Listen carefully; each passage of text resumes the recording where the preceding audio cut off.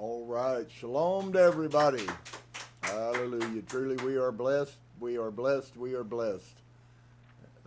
Welcome to each and every one of you who might come by. We have a desire to dispel untruths, or more appropriately, to look for the truth that does exist, the truths that do exist. And so, as I said, on Shabbat, we're going to begin in the Sepir Ha Yasher tonight. Just so you know, we've been Englishized. This is called the Book of Jasher, and we were told in most of our lives, I was anyways. I heard the quotes in the Bible about, was it not written in the Book of Jasher, and of course I was informed that was the name of a man that lived, and in reality in Hebrew the word Yashar actually has to do with the concept, which is strange, not really, but it is, that we're here because this is the book of the upright. Yashar in Hebrew has the connotations of being the upright. That sounds relatively close to the righteous, doesn't it? And so there's many appointed times. I want to tell you there's going to be things that you're going to hear that you're going to question in light of other texts that we have seen. Don't get hung up on that. That's been a part of what all of this journey is about. And so some of those things I'll deal with, some of them I won't, just simply because they're too complicated without a lot of study time to deal with. And I don't necessarily have that level of time that it would take to play that out in front of you. Certainly you should take the initiative and you should study those things out on your own. So anyways, we're gonna jump right in here. We're gonna pray together. There's some really mind-boggling things, some new pieces that'll probably maybe help us understand some things that don't end up in other narratives, and then we'll go on and see what all Elohim has for us. Father, bless you today. Thank you for your wonderful love. Thank you for your wonderful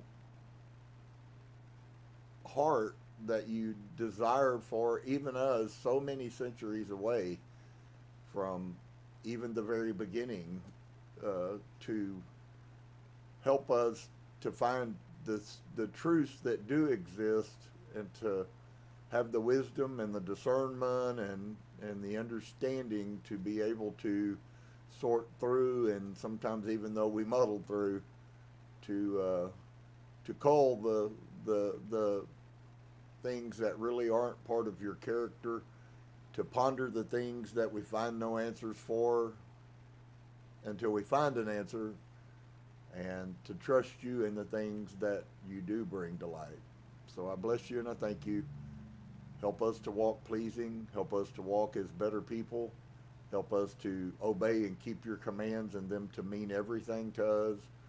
And if we do that, you promised us that we would have no need to fear shame, that we would come into your presence and our actions would bear witness for us. So I bless you today. Amen. Brother Dave.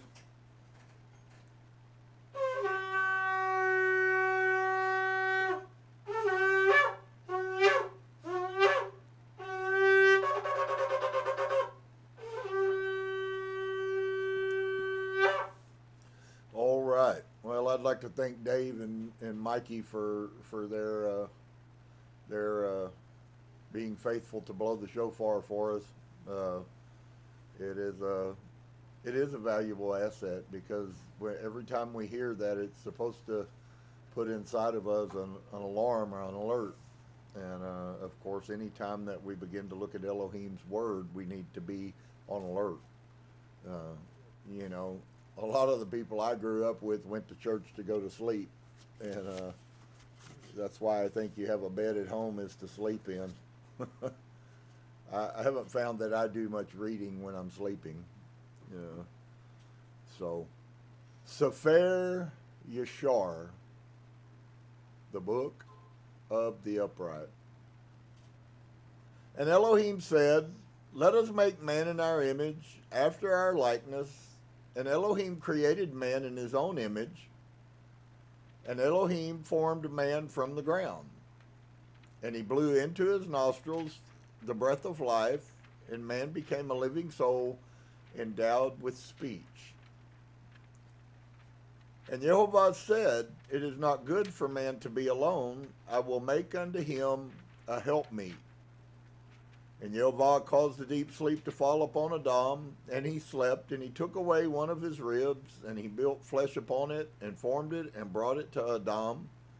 And Adam awoke from his sleep, and behold, a woman was standing before him. And he said, this is a bone of my bones, and it shall be called woman.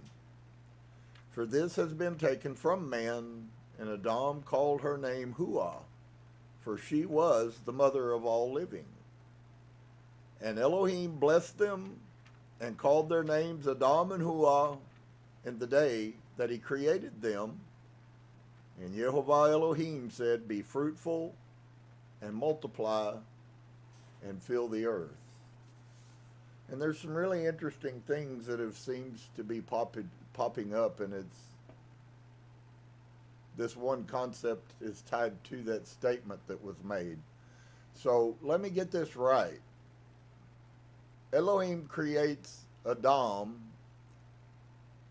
decides it's not good for a man to be by himself. Of course, we have that in our nature now. Most humans can't go long periods of time without interaction with other humans, and I think that's wonderful. I think that's something that was put inside of us.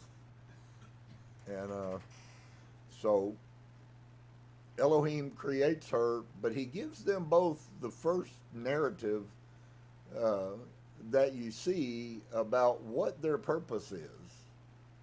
And it's quite strange, because as we go and as we unfold things, what we will begin to see is that many of the things that are going on right now actually are the breaking of the path or the ordination that Elohim has given to man and women. We find in Jewish stories where people broke from what humans were made to do and would not reproduce. And we're going to find that in here, that it highly angers Elohim. I think that we can begin to draw a little clearer picture about what it might look like in the Shamayim today, tonight, tomorrow, a year ago, 5 years ago. What it might look like in Elohim's eyes with all of the death that we're doing to children. I'm quite sure that Elohim never intended for us to have a covenant command that we multiply solely for the purpose of killing them. I don't think he wanted to give us a source of cheap sacrificial produce, if you would say it like that. So that's just a thing that I think that you should see. You'll see that it comes up again, and it actually doesn't, to me, look that much different than what all of this agenda that's functioning on the earth now, whether it be homosexuality, which stop or ceases reproductive ability. I don't care who you are, okay? If a girl acts and dresses like a guy, and a guy acts and dresses like a girl, and they have intercourse, and the true girl gets pregnant, does that have ramifications? Well, I assure you that it does. What you also can't find, nor will you ever be able to find, is two girls, no matter how they dress, that are able to create. Neither will you find two guys that are able to create. Point made. Folks, it's a farce. And it does bring, I have to tell you this, it does. We're going to see like I said, there's some really profound things, but uh, so we could ask ourselves in the time and the society we live in, is there any effect on humanity, these behaviors that we are really gullibly allowing to even be propagated? You know, if we didn't allow school systems and school teachers to indoctrinate our children with this nonsense, then the nonsense wouldn't grow. This was going on in Austin, Texas, where I'm from. It was going on in Austin, Texas, when I was a kid in elementary school. So it's not a new thing. It just has so buried itself so deeply that now it can come out in the public because there's so many people that are really numb or dull to the fact that it even is an acceptable behavior. So what was then their purpose? Why did Elohim make Adam and Huah?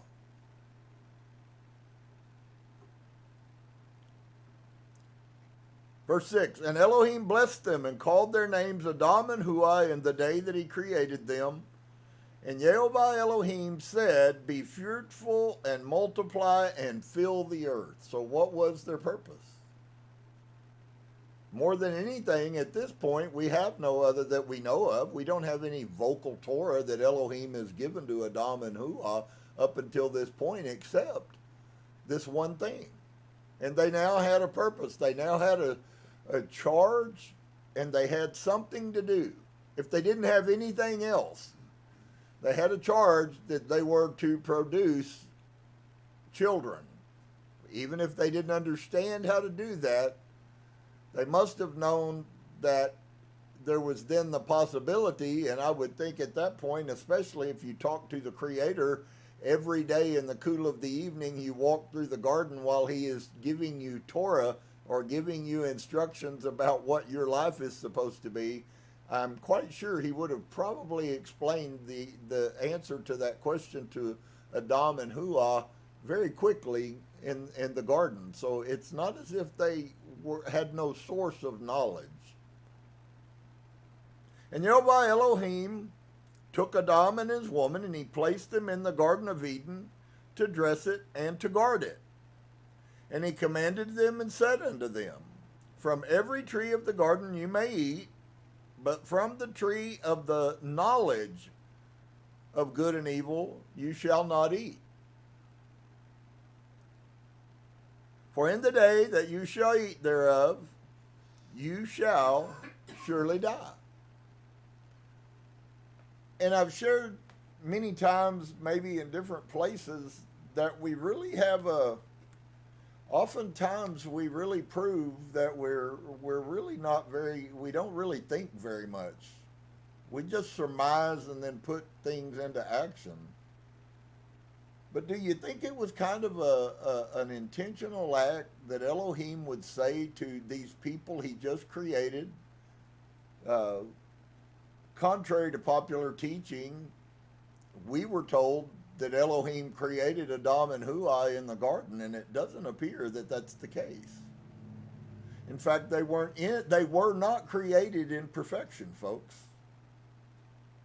And the first thing they were given was to. So it really comes off to me appearing as if the garden is more of a place of testing. Because he put them in a confined place, and he gave them a specific instruction that they could either, number one, choose to obey, or number two. Now, at this point, they have no knowledge of right or wrong or good or bad. And I think that it's quite strange that we've been so confused by the things that are right in front of our face, the simple things that are pretty obvious in context what's going on here. How many of you have ever owned a cell phone that has a bitten apple on the front of it? Well, you understand when you see that, at least most people that I've met that can think clearly get what they're applying that to. They knew that it was, first off, he knew that it was going to bring sin. So that's another side story. I don't want to get sidetracked on something as silly as that. So I think the question I'm trying to get across or get you to think about is this simple question. Was it to do with whatever the fruit? Do you see that the tie in what's said here really has nothing to do with what fruit? In fact, it's very indescript. But there is something that's very distinct that comes out of that little piece of passage, which has lots of wealth of wisdom and knowledge in it, and that is this statement. What was this tree? You can say it was an apple tree all you want to, but I don't find that in the text. But I will tell you what kind of tree it was. It was a tree that was tied to knowledge. So the tree was never put there. It was never about the fruit. It wouldn't have mattered and did not matter whether he made it a peach, apple, orange, lemon, pumpkin. Really makes no difference. That's not the point. If you are all you're worried about and all you've ever been taught in your Christian Sun Worship Day school is that it has something to do with an apple, folks, they missed the point. It wasn't about what it was. What it was about was, I said don't do it, and because you have no knowledge at this point of not doing it, if you do what I told you not to, you're going to then possess knowledge of what it means to do what I told you not to. How many of you understand the principle that a lot of what's going on in our world, a lot of the things that you struggle with, a lot of the things that I struggle with, and I fully recognize, I know this is a fact and have for a long time. There's a scripture that tells us, many actually, that we should not look on their gods, neither should we say the name of their gods, right? Y'all guys have heard those. I've certainly shown those things many times. And it's amazing to me that what gets inflected on us, which is a reason, let me say they're using this still today, okay? But the reason Elohim didn't want us to see those things is because once you see sin, your mind has been exposed to the knowledge of sin. And once your mind is exposed to the knowledge of sin, you have lesser and lesser and lesser and lesser restraining force against it, because your mind has become impregnated with that picture. There's a reason why there are things that we should not do, not because they maybe in and of themselves are so bad, but those things seed us to do more and more and more and more. I was put in all kinds of situations when I was a child where sin outside of what my grandfather was teaching me was exposed to me. I've probably done everything that I saw as a child that was outside of the church that was considered to be sin. I've probably done every one of those things in my life. Every one of them. Why? Because there's an inherent thing that goes on with humans. When you tell them they can't, that's when they will try the hardest to do. I don't know why we're that way, but we certainly are. So this tree is very indescript, other than the fact that it has one thing that it offers. And what it is going to offer you is the knowledge. So the fruit of this tree then would be perceived as being, the fruit is knowledge. You're going to possess the fruit of knowledge if you do such thing, but you're going to possess the knowledge of something that's bad, which is rebellion, disobedience, breaking the commands. Very, very important for us to understand that. Why is it that our children shouldn't be seeing and should not be being exposed to a lot of the things that they're getting exposed to in school? I don't know, probably very many kids, friends, and I don't want to be gross, but it is a fact that there are school systems all over the United States of America that are teaching little boys how to have anal sex.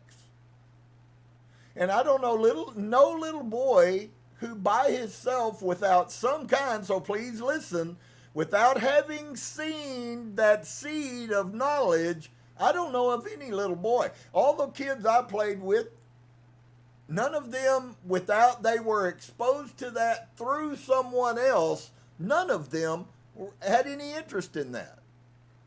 We wore our cowboy guns around and we ran around the streets and we put on our army toys and we played army. Thinking of something as stupid as that would have never occurred to us. But once, so here's the tree of the knowledge of good and evil, dear one. You're still dealing with this today. Because here's the thing. Once that seed, once the knowledge of something bad has been planted in you, you can't undo it. And so they totally work against Elohim and for the Roman imperial cult when they recognize that if they expose you to things, whether true or not, the fact that they put that thought inside of your mind is the seed that brings you to that. So all of the children who said that my school teacher pushed me, and it's happening a lot, and there are lots of parents who now are coming out after their daughters have had double mastectomies by the time they're 12 years old, and their sons have had their penises turned into vaginas. And of course, I hope you guys are well enough aware that you can undo those surgeries on a child. And the question for us as a society has to be, did we teach our children that? Did our children just by nature know that? And I point to you today that until something is made known, there is no sin. So you say, well, what do you mean? Well, I'll show you how Elohim set the stage for this. Had he never said to them, to some indescript tree, we don't have any clue about what it was. Might have been a fig tree, might have been a pomegranate tree, might have been a cherry tree, might have been a peach tree, might have been a pineapple tree. There's no way for you to ever even remotely get close to saying what this tree was. Because it's not the point. It would be there. If it mattered what kind of tree this happened at, he would have told you. It's indescript because he didn't want us to get hung up and miss the point. And the point is what made that tree bad is Elohim told them not to do it. Oh, wait a minute now. Wow, what a bombshell. So, everywhere where we read in the scripture things that we don't like, that Elohim told us not to do, what makes those a sin if I do them? See, whether you know it or not, because there's many scholars out there who don't believe any of Genesis or anything else is even real. But I contend whether it is or isn't is irrelevant. If it is, then certainly the literals are there. But if we continue to miss the points that Elohim is trying to show us, then we've missed the whole boat anyways. So the tree then was neither good nor bad. And if Elohim had never said anything, they probably would have walked by that tree and never eaten of it. But the minute that you put it in their eyes, and gave a command, the need inside of a human to rebel against authority then creeps up. That is the fruit of the forbidden tree. When you attain knowledge, you attain the door opening to good or evil. It is reaching to the tree. It's a metaphoric principle. It has nothing to do with a literal tree hidden in a literal garden somewhere and nobody knows where. It has nothing to do with any of that. It is a principle that is functioning every single day in your and my life. And because we're worried about the apple, I mean, I know people who've said they have a conscience about going to the store and buying an apple because it's the fruit that Adam and Eve sinned with. Sorrowful, your Sun Worship Day school teacher did you a disservice, dear one, but if you don't get this sorted out, you'll never figure out anything. And that's what Elohim has a desire to do, is for us to figure out some things. Folks, about 90% of this book you can throw in the trash. All right? But you couldn't live and function, and you would never be successful. And I'm not talking about the world's standard of success. I don't want to be Donald Trump. I don't want to be Joe Biden. I would run from that. But I do have a desire to be successful in this life because I got his principles and I didn't miss his teachings. And because of that, I lived a better life and a more peaceful life. And at the same time, I endeared him to me. Let me go on, because I've been here longer than I intended to be. But it is quite important. If you haven't ever learned that and nobody's ever taken the time to say, would you please stop and look at this text? If it was about what kind of fruit it was, friend, he'd have put it there.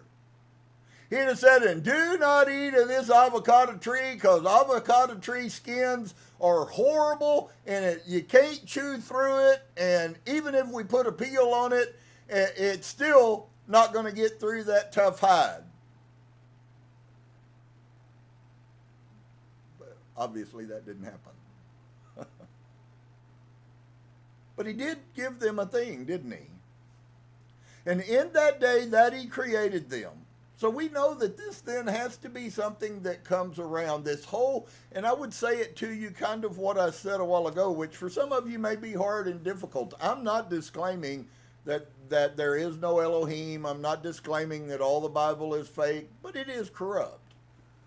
But we're also supposed to, because of him and because of his teaching and because of his character and because of the things like spiritual discernment and spiritual wisdom and spiritual knowledge, those spirits come from him and they precede everything. In fact, they're how we're supposed to live our lives, if you want to be honest. Many don't believe that the Torah of Moshe really was just the 10 words. I believe it was. And pretty much everything outside of that probably was written after Babylon.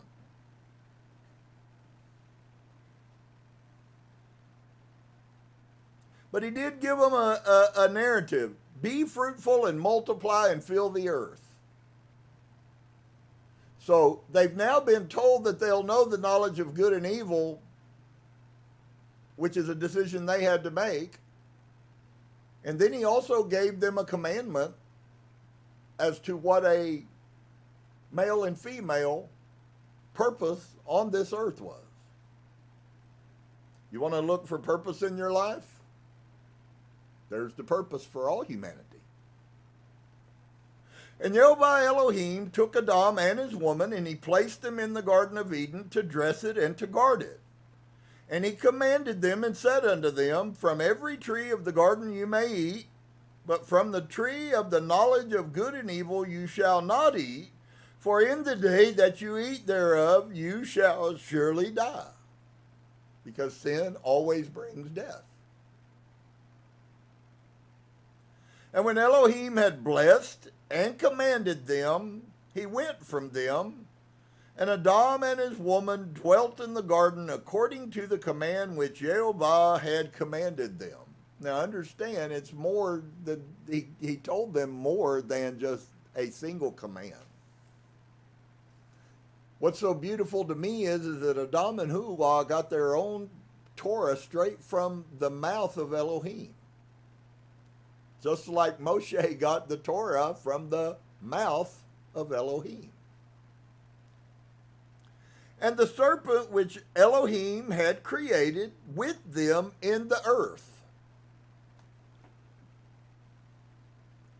came to them to incite them to transgress the command of Elohim which he had commanded them.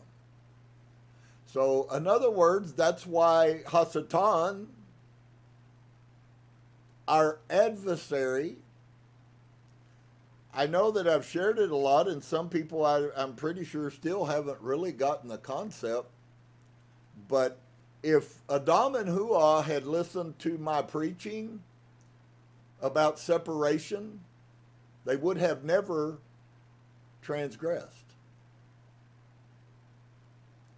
And so this symbiotic relationship that you see going on here is functioning in every one of our lives every day. Just as they were all in the garden, did Adam and Yehovah not have the freedom to walk away and not listen to this Nahash? To not listen to this adversary? Wherever he was, they could have, I'm sure, very easily left him behind. I'm sure they very easily could have stopped him from whatever it was that he was speaking. And the serpent enticed and persuaded the woman to eat from the tree of knowledge. Now, I know you guys don't like this, but there's a reason why women are not the same as men. There's also a reason why the serpent attacked the woman. You still see this functioning in everyday married society. Have you ever wondered why two people get together and then find out that they dislike each other because of the interaction? I saw a woman write, and she said, I'm a Proverbs 31 woman. And the first thing she wrote is, I will never do anything to hurt my husband. And I thought, wow, we need that in America, right? What do you think it would be like if all women were promoting and building up their husbands instead of doing everything they can do to rebel against him? And folks, I'm sorrowful whether you like it. If you're a female and you're offended, I certainly apologize. I don't mean to offend anybody. It's not my heart. But on the other side, the truth is the truth. And if you get offended at the truth, then maybe you ought to take that as a sign.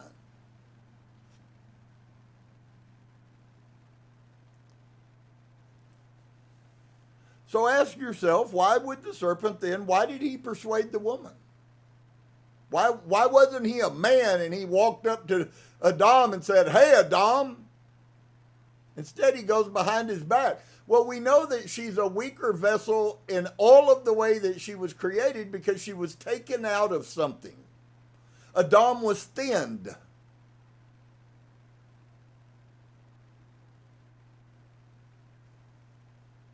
And of course, the woman hearkened to the voice of the serpent.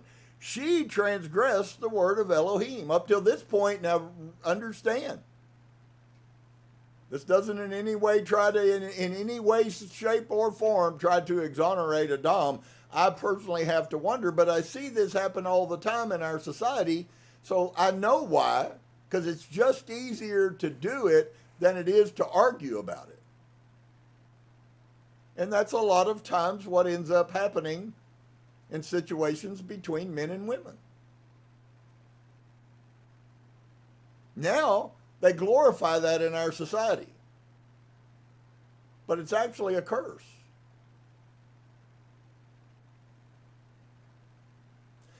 And so she transgressed the word of Elohim. Was it Adam's word? No. These are the words of Elohim that she transgressed. And that's you're gonna see that thing, that principle, and I'm gonna throw those little nuggets out there for the people who have ears to hear and are conscious and paying attention and have hearts to learn. It's quite prominent that Elohim doesn't have any room for us to continue to fail. So she could have failed and been cursed, and Adam not be. So when I was growing up and they used to say things like, you'd say, well, my friend did it, so I did it too. And they would say, well, if your friend jumped off a cliff, would you jump off too? Anybody besides me? Or is that marking how much of a dinosaur I am? Might be, it doesn't matter. I'm willing willfully to openly admit that I'm aging.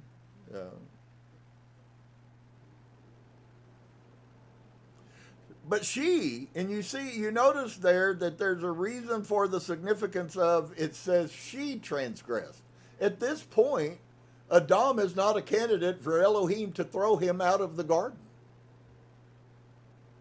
So there has been sin. There has been the knowledge of good and evil. She knew what good was. That was what Elohim said. Now she has firsthand experience with knowledge of what it means to break commandment. Before then, they had no consciousness of it. Even if they would have done it, if it was something that Elohim said and it's something he didn't like, there would have been no law against it because there was no Torah against it because Elohim had not said anything. And if he doesn't tell you that it's wrong, then it's not. Which is what I've said to people constantly who attack me for this way of life. And I always go back. Listen, folks, I'm sorrowful for what you don't know about the Bible, but you ain't going to make me guilty of what Elohim doesn't. I don't care what you think sin is. I don't care what you think sin is. It's not important what you think. What is important is what he thinks. And the woman hearkened to the voice of the serpent, and she transgressed the word of Yehovah, and she took from the tree of the knowledge of good and evil, not the apple tree. I'm going to keep harping on that every time this comes up. It's ludicrous that we were so diminished mentally that we never asked that simple question. And she ate, and she took from it, and gave also to her man. And even up until this point, Adam is not a candidate to be thrown out of perfection. Metaphorically, the Garden of Eden is a symbology for perfection. Okay? It's not about some specific hidden place. Eden is about perfection. And Adam and his woman transgressed the command of Elohim, which he had commanded them, and Elohim knew it, and his anger was kindled against them, and he cursed them. So here's a few things that I think are worth us looking at. So, ask yourself, if Elohim, looking at Adam and Huah, knowing that they transgressed, they ate of the monkey fruit tree, which they were told not to eat from. And I'd like for you to think and pay attention to how does Elohim act here? Or let me better yet, another way is, how did Elohim react to their behavior? Because I promote to you, if the rest of the Bible was thrown away and we could only grab one page and we grabbed that page, we would know what sin was.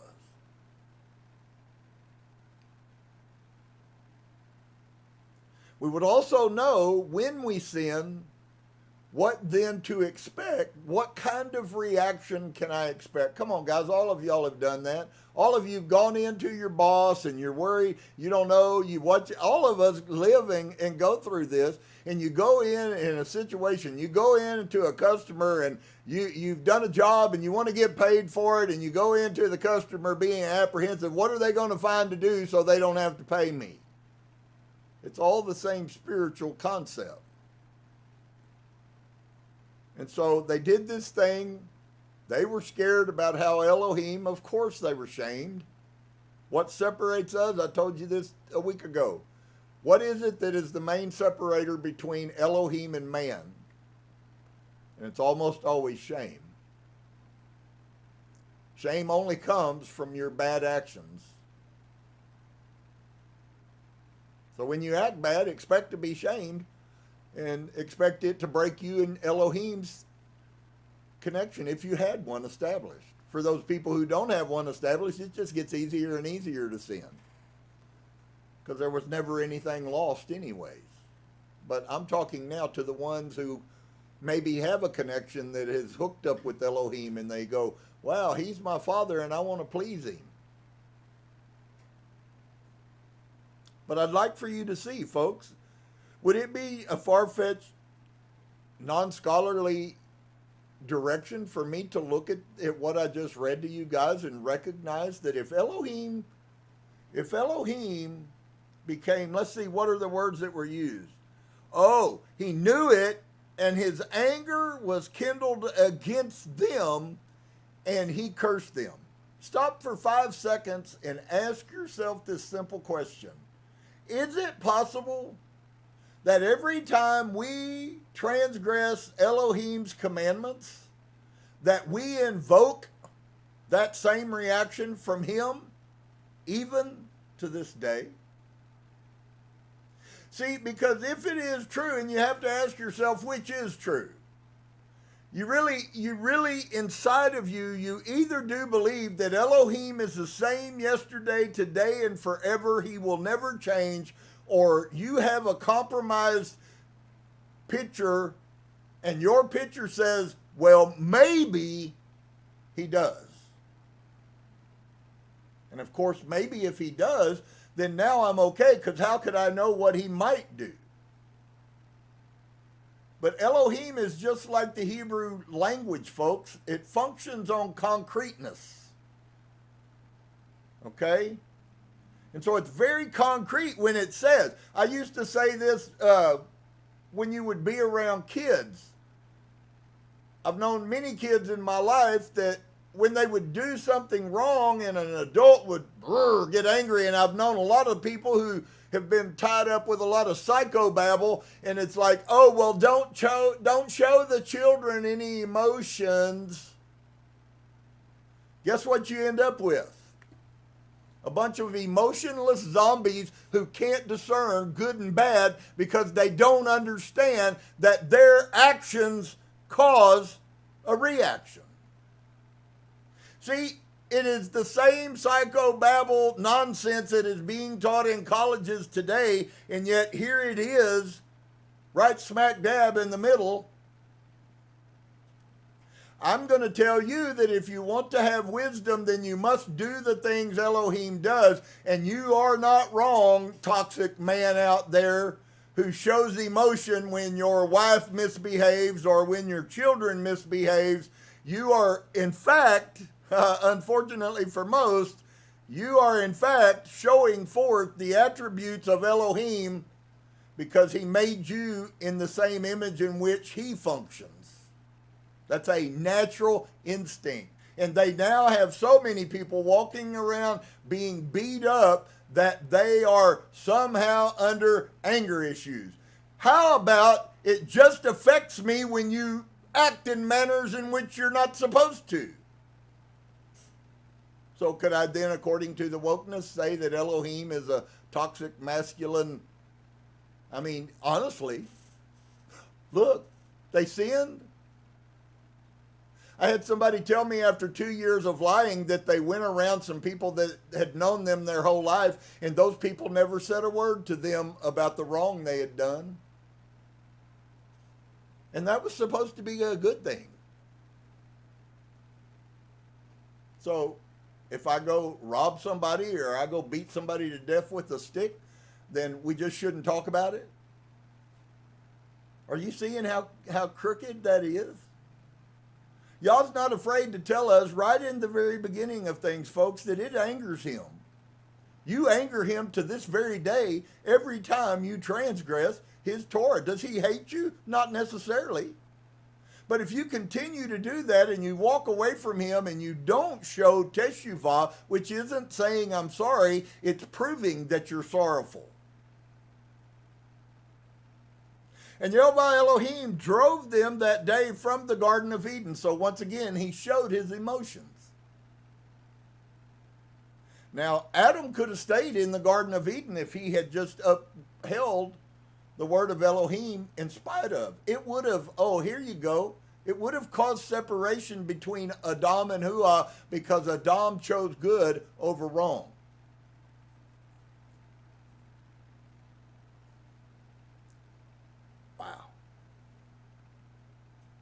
Do you see how it's easy for us to have partners in crimes? You ever wonder where that statement came from? The principle of it comes directly out of the Bible. Adam was Hua's partner in crime. They were married.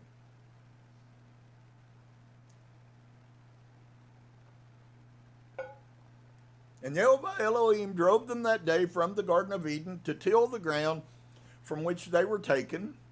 And they went and they dwelt at the east of the Garden of Eden. And Adam knew his woman Hua, and she bore 2 sons and 3 daughters.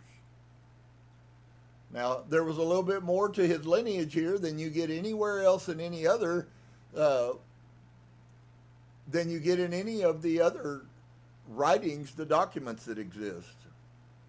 And she bore him 2 sons and 3 daughters, and she called the name of the firstborn Cain, saying, I have obtained a man from Yehovah. And the name of the other she called Havel, for she said, in vanity we came into the earth, and in vanity we shall be taken from it. So we came in with nothing, and we're leaving with nothing. The concept of vanity is emptiness. And the boys grew up, and their father gave them a possession in the land, and Cain was a tiller of the ground, and Havel a keeper of the sheep. And as it was at the expiration of a few years, that they brought an approximating offering to Yehovah, and Cain brought the fruit of the ground, and Havel brought from the firstlings of his flock, from the fat thereof. And Elohim turned and inclined to Havel, and his offering, and a fire came down from Yehovah from heaven and consumed it. And unto Cain his offering Yehovah did not turn. Now it said that that's the way how they knew it was accepted or that it wasn't, which you see kind of that principle playing out in the book of Elijah on Mount Carmel. When fire came down, what happened? Okay, so the prophets of Baal on Mount Carmel that day were the Cains, and Eliyahu was Havel. And they both built something and beseeched Elohim that he would make himself, he would show which one was the one that was correct. And the one that Elohim chooses to look at is the one that is righteous. He looked at Eliyahu, he looked at Havel, and he will look at us as well. Beautiful concept. And unto Cain and his offering Yehovah did not turn, and he did not incline to it, for he had brought from the inferior fruit of the ground before Yehovah, and Cain was jealous against his brother Havel on this account. So he's now jealous, and it's really, there's so many of these, this is all about our everyday lives. There's so much wisdom to extract out of here. So stop for a second and ask yourself an all-important question. What was he jealous of? Was it really that he was envious? And I think that if you would be honest with yourself and look, you will actually find this living inside of you. Isn't the real truth that you're envious of other people because they can do something that you can't? Because they possess something that you don't? Instead of the fact that you are not doing all you can do to be all that you can be. So it's like a doctor who diagnoses when my foot is swollen that I got a bad arm muscle. I got a diagnosis, but it didn't help me a bit.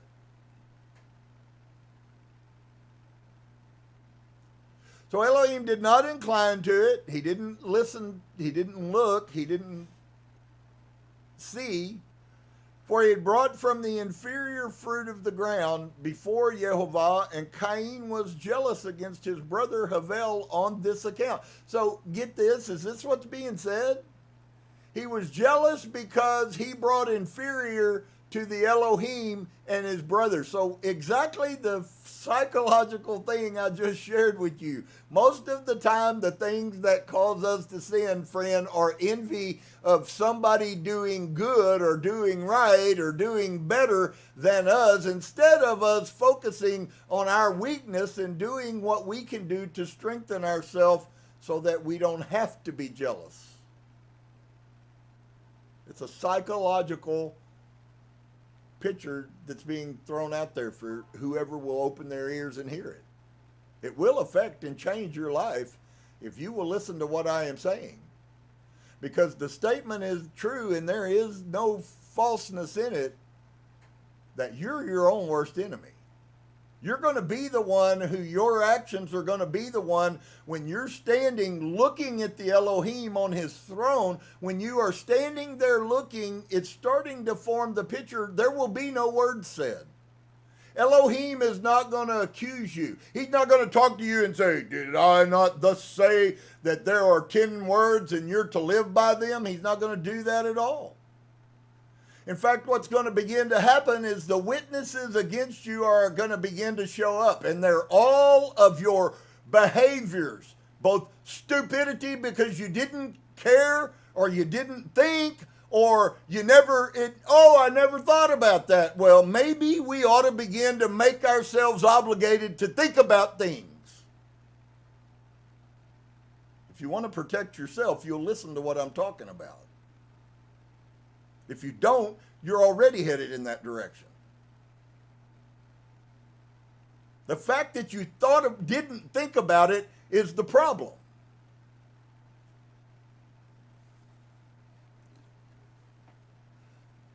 So, we find all of the principles I've talked about. It was the inferior fruit. Well, let's ask ourselves, wouldn't it have been better if he had grown a better crop and grown bigger tomatoes and had better corn? If he had fixed those things, would then he not have been accepted?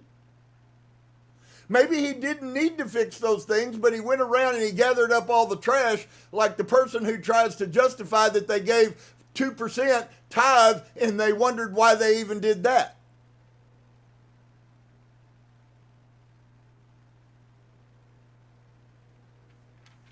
The problem was that he brought inferior fruit, not that Cain brought his best.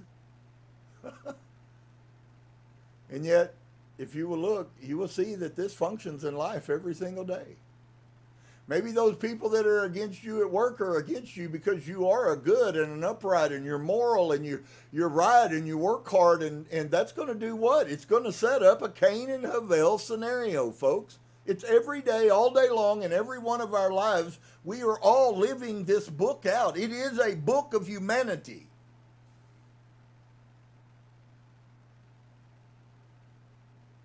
And so he was jealous because of his inferiority, not because of his brothers. And they're also jealous of you because of their inferiority, not because of you.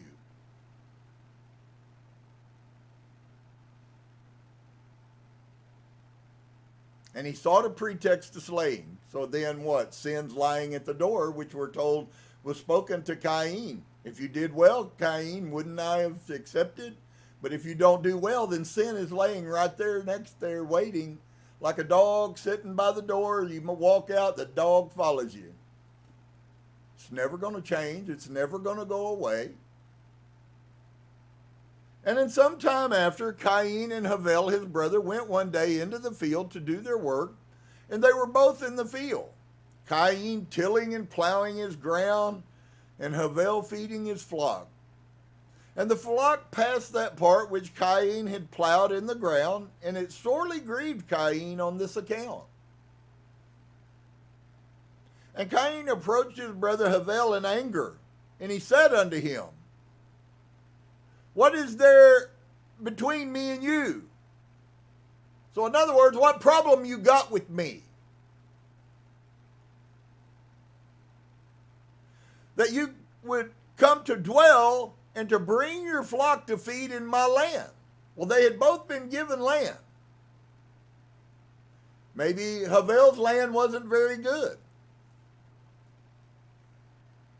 And it sorely grieved Cain on this account. And Cain approached his brother Havel in anger, and he said unto him, what is there between me and you, that you come to dwell and bring your flock to feed in my land? And Havel answered his brother Cain and said unto him, what is there then between me and you, that you shall eat the flesh of my flock and clothe yourself with their wool?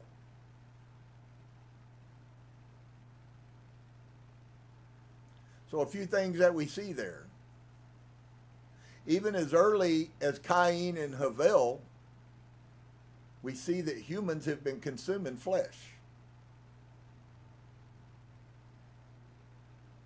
Since Elohim cursed the ground, I'm suspecting that most of what Cain did probably didn't produce very much.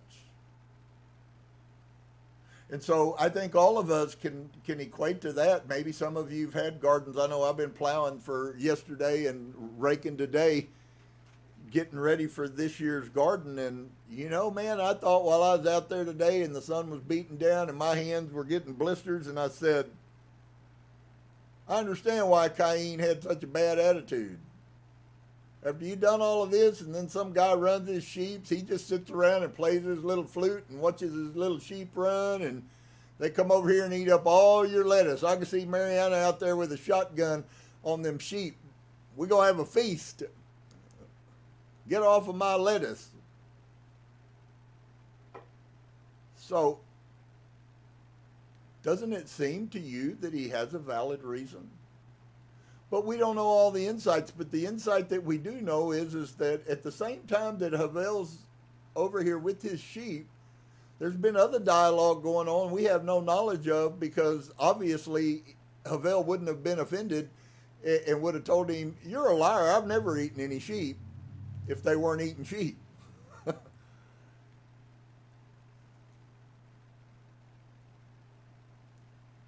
And so he says, you bring your flock, and Havel answered, brother Cain, and said unto him, what is there between me and you, that you shall eat the flesh of my flock and clothe yourself with their wool?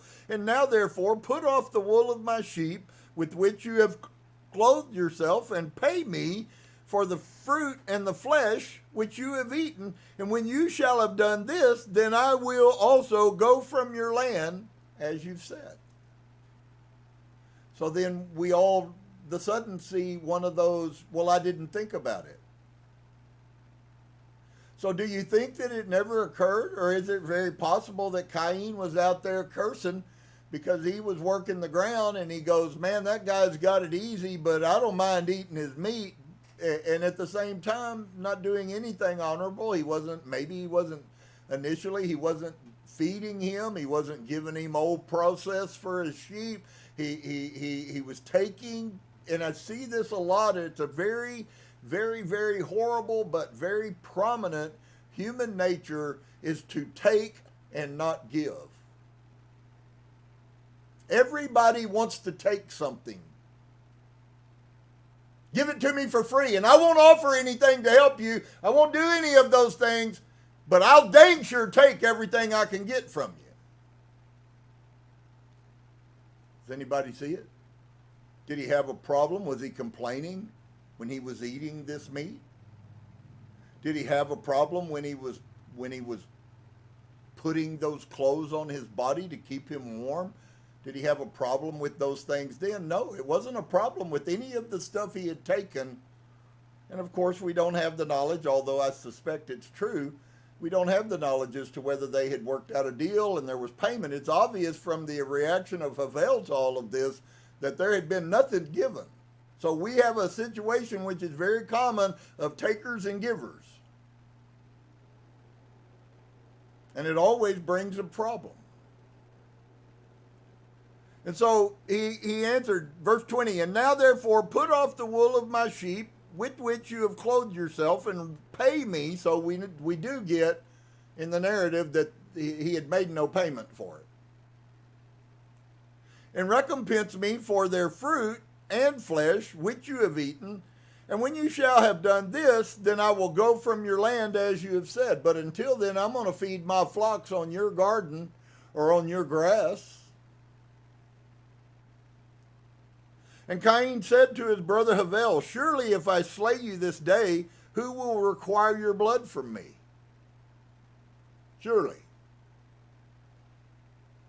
You see what that is, folks? It also still functions. That's called manipulation. It's called fear. I'm going to manipulate you into behaving the way I want you to, and I'm going to use fear to do it.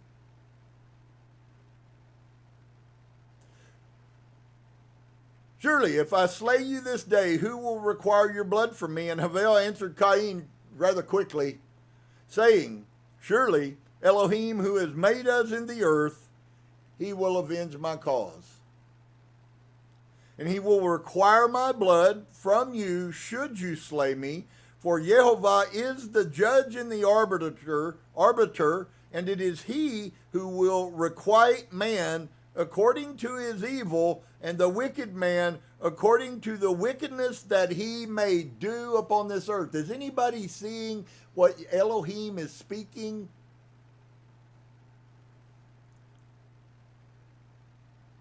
None of the Christians that I know, as far as I know, have ever had a revelation that it has nothing to do, freeing you has nothing to do with, the only way you can free yourself is to stop transgressing his covenant.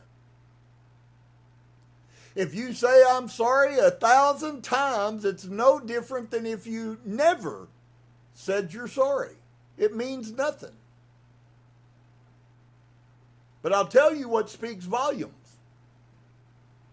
Simply you keeping this shut and changing your behavior. And it is he who will requite man according to his evil, and the wicked man according to the wickedness that he may do upon the earth. And now, if you should slay me here, surely Elohim knows your secret views, secret thoughts,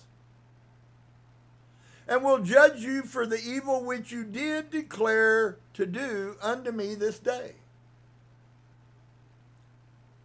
And when Cain heard the words which Havel his brother had spoken, behold, the anger of Cain was kindled against his brother Havel for declaring this thing. And Cain hasted and rose up and took the iron part of his plowing instrument, with which he suddenly smote his brother, and he slew him. And Cain spilt the blood of his brother Havel upon the earth, and the blood of Havel streamed upon the earth before the flock. And after this Cain repented, having slain his brother, and he was sadly grieved. And he wept over him, and it vexed him exceedingly.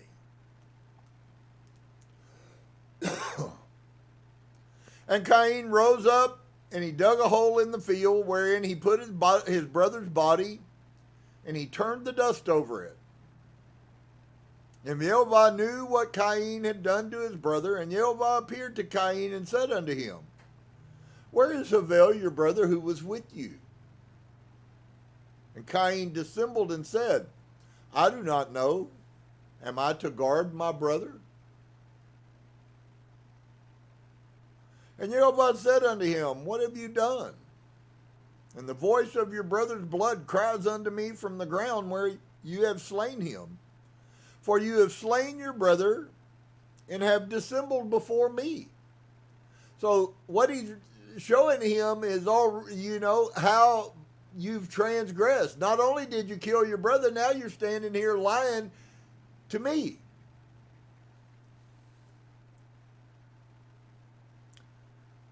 And he spoke rightly to you. For you have slain your brother and have dissembled before me, and did imagine in your mind that I saw you not, nor knew all your actions. But you did this thing, and you did slay your brother for nothing. And because he spoke rightly to you, so once again, we get the same picture all over again. So if I was a thinking man with any wisdom, I would tell you, just from what I've shared and shown you guys up to this point, I would take it that if I was a wise person or seeking Elohim's wisdom constantly, I would be able to extract some massive wisdom out of that every time that you do inferior things in the eyes of Elohim, you're going to make him mad. Oh, I'm sorry. I went over here on a little box rant about that principle, and here we see Elohim's character yet again. Next problem, same character. Which is why I would ask you, why would you not expect the things that these scriptures tell us if you do the same actions? Seems like you would go, well, I know it's coming. And then as you learn even more so, because Elohim tells us that if you commit transgression and you don't rectify that, either number one, stopping, or number two, making amends for the things you've done and then stopping, which is the fullness of teshuvah. It is turning around, but to turn around, you leave behind the old behavior. That's why the scripture says, if you lied, don't lie anymore. If you stole, don't steal anymore. And if you do those things, your words mean nothing. There's nothing that means anything to Elohim, folks, but our behavior. Nothing else matters.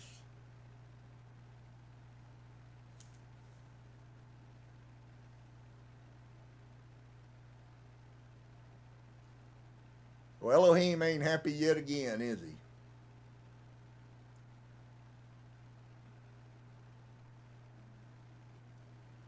And Cain dissembled and said, I do not know, am I to guard my brother? Now understand, he's standing here talking to Yehovah. I know that we don't like to see that. We like to be told that it was Jesus floating around. But I'm sorrowful, folks, Yehovah is not Jesus. All right? And Jesus ain't Yehovah. God made flesh. I had some things I wanted to show you. I'm constantly studying, and I found a couple of different things I want to look at. It's really crazy. I found where the first writing and where the whole concept of Eli, Eli, the thing that Yeshua was supposedly said, that thing is just more ludicrous. The more I learn about Roman history, the more ludicrous I understand how that whole scenario they put in front of people is. It really is a joke. None of that could have ever happened. But Esther actually used that, and it was an indicator of her spirit leaving her, and David actually used that. David is the one. That was part of a song, in case you guys didn't know it. Okay? That's part of a song that David wrote, Psalms 22. Eli, Eli, why have you forsaken me? And if you read the whole song, it goes on. David never stops. He says, oh God, all these people are against me. They hate me. They're trying to kill me. They call me a worm. I'm not even a man. And yet, oh Elohim, you love me, and I make you smile, and I'm happy. Please, Father, don't forsake me and don't cast me out. It's a whole song.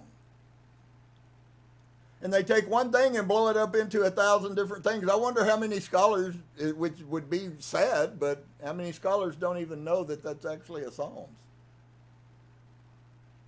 I'm back working on my pieces again. I'm going to bring to you guys very shortly here in the next week or two out of Isaiah about old Manuel. It's really horribly saddening, folks. Because according to Isaiah, the child was born and his mother was a prophetess. He became a king. He lived. And he shall be called Emmanuel, Wonderful Counselor, El Gibor, the Mighty God. Most of which is an override.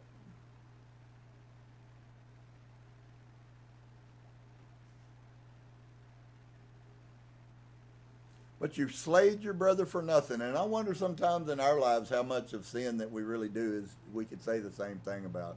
Anybody besides me really see that? How many ever done sin and it didn't do anything but cause you more trouble? Huh? I wish sin would make life better, but it seems like for me, every time I sin, it just makes life worse. More miserable, more unhappy, more shame. And Elohim's telling him, Cain, he says, Cain, why did you waste your time, man? You did it for nothing. You did it for naught.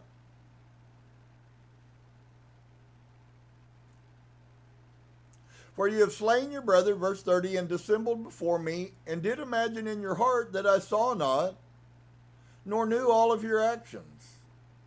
But you did this thing, and you did slay your brother for nothing. And because he spoke rightly to you, so you didn't get mad at him and kill him because he lied about you. You got mad at him because he told the truth.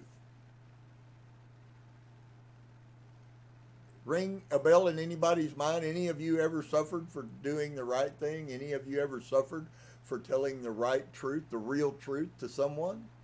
Then you totally get how Havel was. And the sin they do against you is for nothing. I mean, I've been fired off of jobs because of telling people the truth about the scripture. So...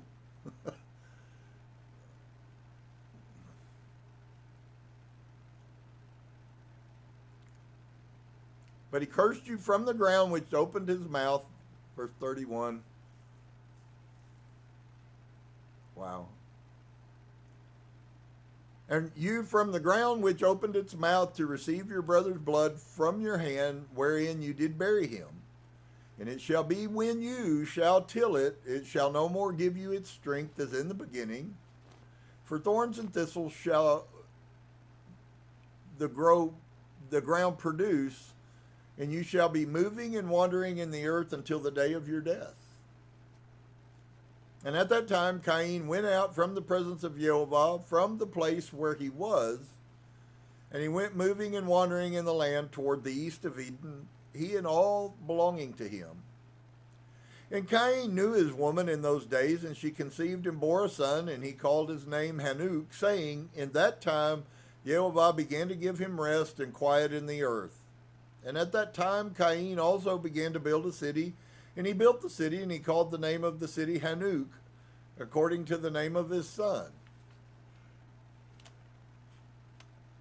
Not the good Hanuk. Days Yehovah had given him rest upon the earth, and he did not move about and wander as in the beginning. And Ariad was born to Hanuk, and Ariad begat Makuael, and Makuael begat Methuselah, and Methusael begat Lamech, who was the first to have multiple wives.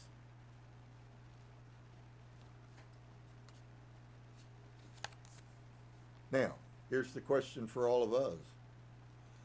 If we give ourselves a chance to ask the question, which would you rather sojourn through the rest of your life with?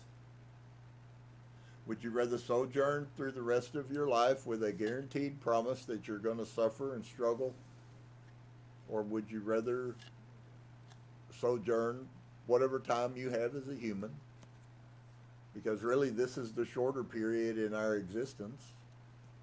This part of our journey, folks, is the smallest sector. So we sojourn 70, 80, 90, 120 years. Very seldom do you ever hear of anybody ever making it to 120, but that seems to be the standard now. I have to admit it's quite strange that we don't have people living to 200 years.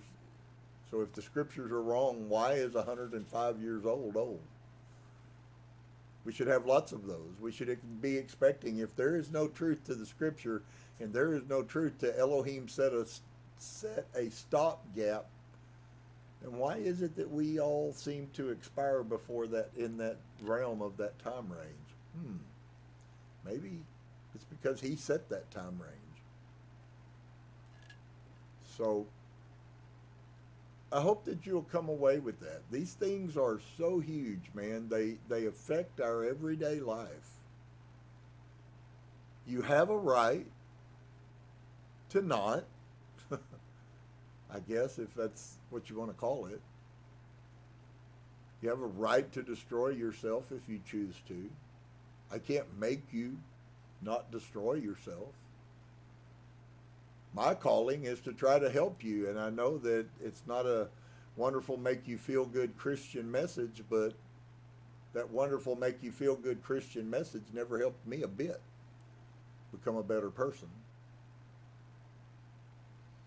Keeping Elohim's commands makes me a better person. I'm required to think about things that without him and his commandments, I'm not required to think those things. Wow. How amazing it is that all of these words that I've shared tonight, every one of them is functioning in your life. You can choose not to see it. Maybe you see it and you're not interested in doing anything to change it. I don't want to be that person. You can if you want to, but I don't want to be that person. I know what the end of that picture is, and it ain't good. I figure time I die, we'll have struggled enough for a lifetime. I'd rather try to mosey on out of here and dump this body on the ground, and I'd rather be trying to kind of walk pretty peaceful in front of him. Seemed like the logical thing to me to do, and that requires everything from us. Everything, literally, everything. So I hope you guys are blessed a little bit. We're going to be back. We'll be looking at some more righteousness,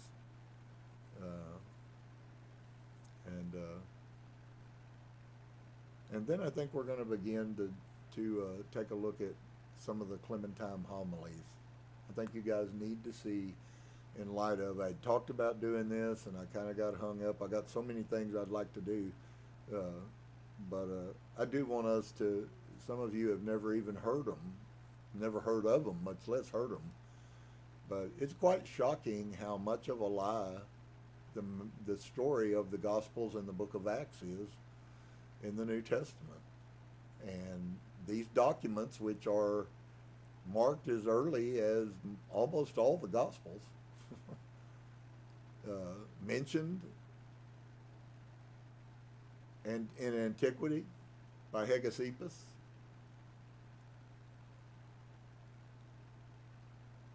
Quite amazing. Quite amazing. It'll certainly be a worthwhile look to see at the picture of what the first century, not Christian, you have to, hopefully I can seed you as the tree, you get seeded. I want to seed you with the thought in your mind that we need to focus off of JESUS, and we need to focus on the ones that were actually functioning in a part of that. Friend, I hate to say it, but they have zero, other than Roman imperial cult documents and people associated with. Josephus was a Roman, just as Paul was. And outside of a Roman documentation, there is no recorded history that I know of that has anything to do with Yeshua. And lots written about James, the leader of the first century Torah believers. And that's the key difference. They weren't Christians. They weren't Christians. And I never have ever, in all of the stories that I've heard, they missed a point. And I'm going to point this point out and then I'm going to go. Even in the New Testament, when you read about James, and you can tell how they wrote him in and wrote him out of the story. But it says of James that Yaakov spent so much time in the temple on his knees praying that his knees were as the knees of a camel. And a camel bends to go down to rest. They go down to their elbows, and their elbows almost have like hooves on them. And James's knees were that way from the temple floor, from him being in there praying every day. Now here's a strange thought.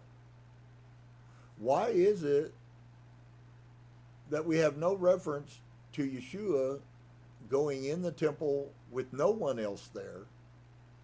The only person in all of Israel, friend, at that time who had the right and the liberty and the privilege to go into the temple by themselves was James the righteous.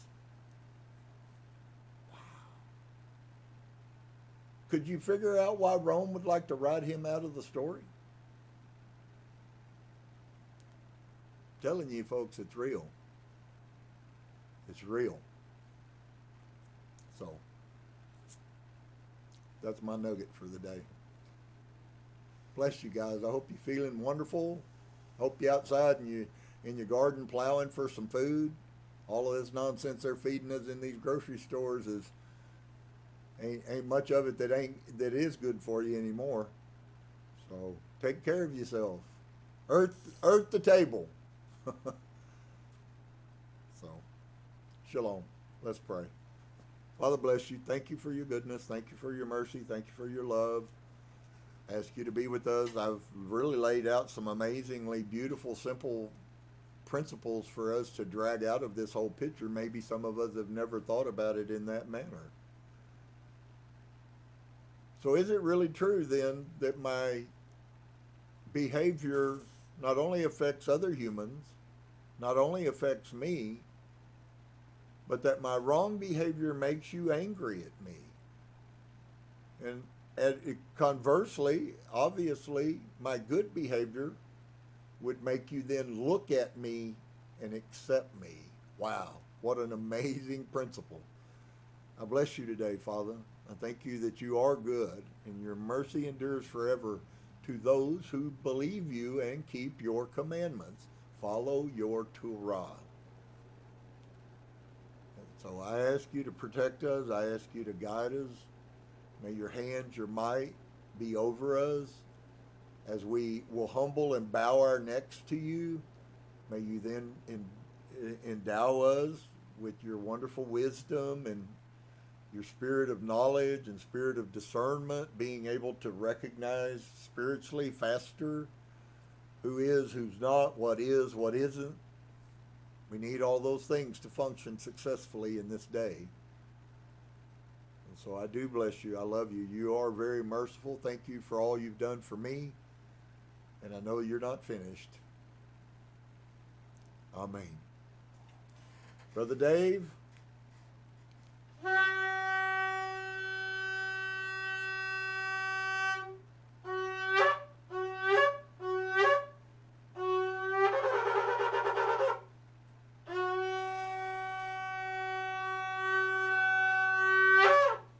All right.